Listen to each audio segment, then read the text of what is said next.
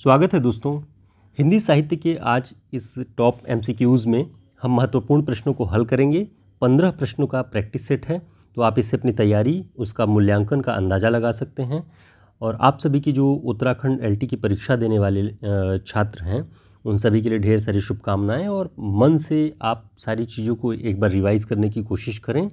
आपने बहुत अच्छी तैयारी की हुई है, इस चीज़ को विश्वास करके जाइएगा परीक्षा में। इसी को ध्यान में रखते हुए ये प्रैक्टिस सेट हल करें। पहला प्रश्न है, कभी कुछ ऐसी तान सुनाओ जिससे उथल पुथल मच जाए। बहुत प्रसिद्ध पंक्ति है। इस पंक्ति के रचयिता कौन है? ये कई बार पूछा गया है।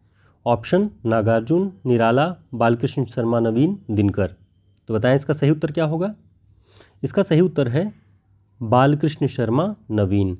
ये बालकृष्ण शर्मा नवीन जी की पंक्ति है, कभी कुछ ऐसी तान सुनाओ जिससे उथल पुथल मच जाए। ठीक।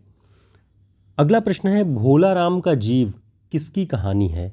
भोला राम का जीव ये अलग अलग परीक्षाओं के पाठ्यक्रमों में भी है। ऑप्शन है शेखर जोशी, शरद जोशी, जैनेन्द्र, हरिशंकर परसाई। तो इसका जो सही उत्तर है हरिशंकर परसाई। भोला राम का जीव हरिशंकर परसाई जी की कहानी है।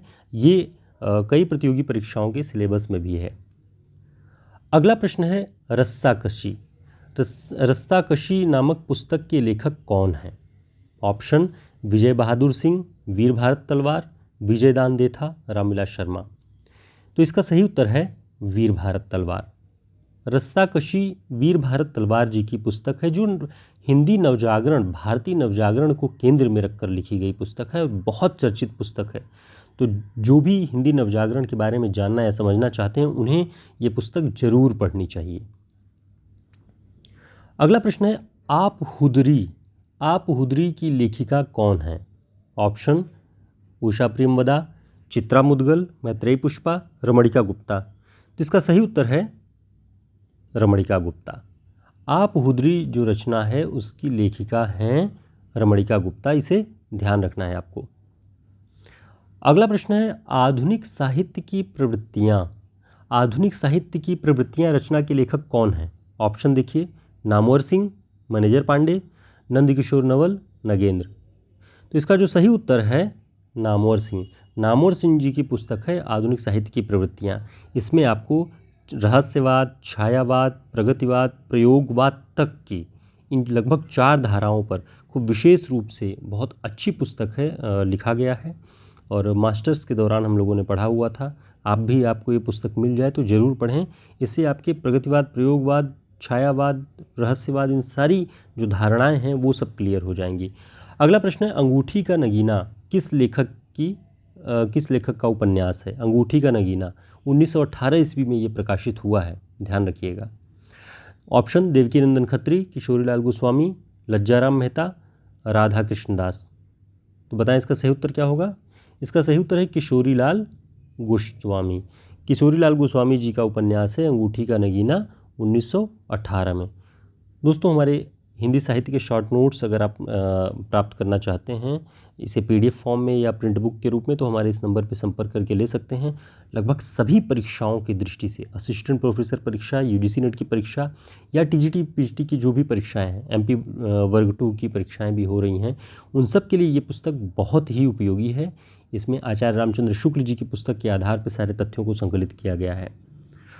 अगला प्रश्न है, अमृत राय का उपन्यास कौन सा है? ऑप्शन गढ़कुंडार, धूर्त रसिकलाल, बीज, मुर्दों का टीला। तो इसका जो सही उत्तर है बीज। अमृत राय के उपन्यास का नाम है बीज। अब इनके अनुपन्यास कौन कौन से हैं वो भी ध्यान रखिएगा। अमृत राय प्रेमचंद जी के धनपत राय जिनका नाम था, उनके पुत्र हैं। तो उस हिसाब से ये प्रगतिवादी, साम्यवादी आलोचक और लेखक हैं, उन्हें ध्यान रखिएगा। इनका उपन्यास है नागफनी का देश 1953 में, हाथी के दांत 1956 में, भटियाली 1969 में, धुआं 1977 में। ये सारे उपन्यास अमृत राय जी के हैं, तो इन्हें भी आप साथ में ध्यान रखिएगा। अब कमेंट करके आप बताइएगा, मुर्दों का टीला किसका उपन्यास है? हमने कई बार अपने प्रैक्टिस सेट में पढ़ाया हुआ है और आपने भी कई बार पढ़ा होगा। तो मुर्दों का टीला, मुर्दों का गांव, हमने दोनों आपको पढ़ाया हुआ है और एक ही नाम का होने की वजह से एक साथ कई बार बताया है कि आप इसे ध्यान रखें। तो कमेंट करके ज़रूर बताएं। अगला प्रश्न है, शेखर एक जीवनी उपन्यास कितने भागों में है।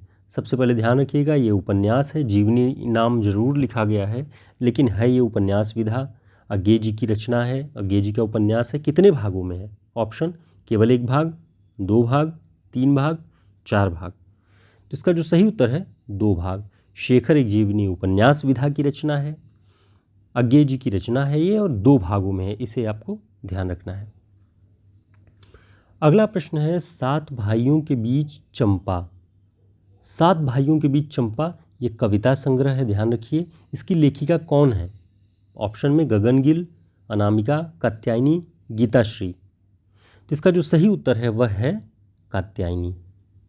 कात्यायनी जी का काव्य संग्रह है ये 7 भाइयों के बीच चंपा, और एक और इनकी रचना है इस पौरुषपूर्ण समय में। ठीक, तो दोनों को ध्यान रखिएगा। अगला प्रश्न है ग्लोबल गांव के देवता किस विधा की रचना है। ग्लोबल गांव के देवता आपने मास्टर्स में पढ़ा होगा या अलग अलग प्रतियोगी परीक्षाओं में कई बार पूछे गए प्रश्नों के रूप में आपने इसे देखा होगा। तो ग्लोबल गांव का देवता किस विधा की रचना है, उपन्यास है।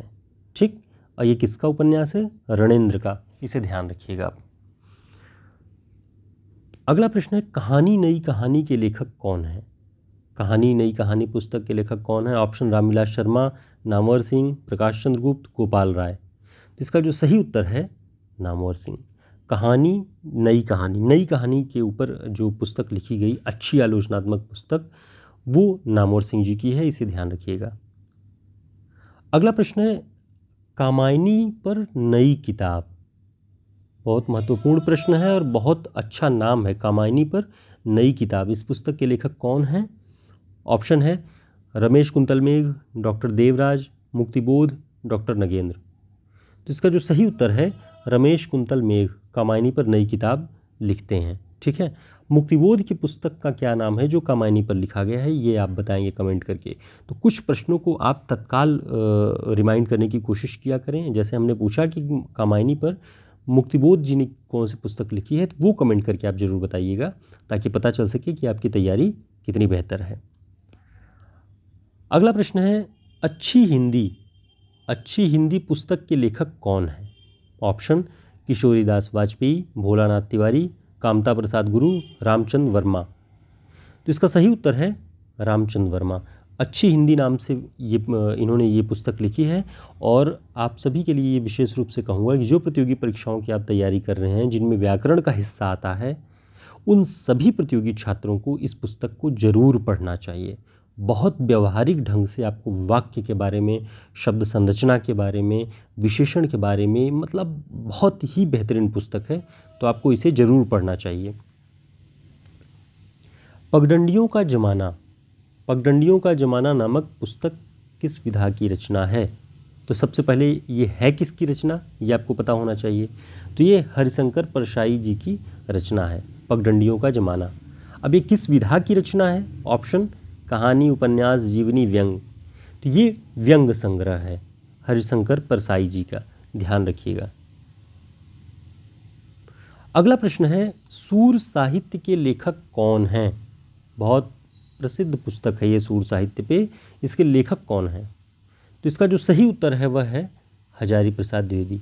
आचार्य हजारी प्रसाद द्विवेदी जी ने सूर साहित्य नाम से पुस्तक लिखी हुई है। बहुत कम पेज की, 70 से 80 पेज की ये पुस्तक है, और सूर साहित्य पे एक तरह से खोजी किस्म का ये पुस्तक है। उसमें आपको रिसर्च दिखेगा कि कहाँ कहाँ से उन्होंने कितने रेफरेंस, उद्धरण लेकर के सूर साहित्य को प्रामाणिक ढंग से उस पर व्याख्या की हुई है, उसका विवेचन किया हुआ है।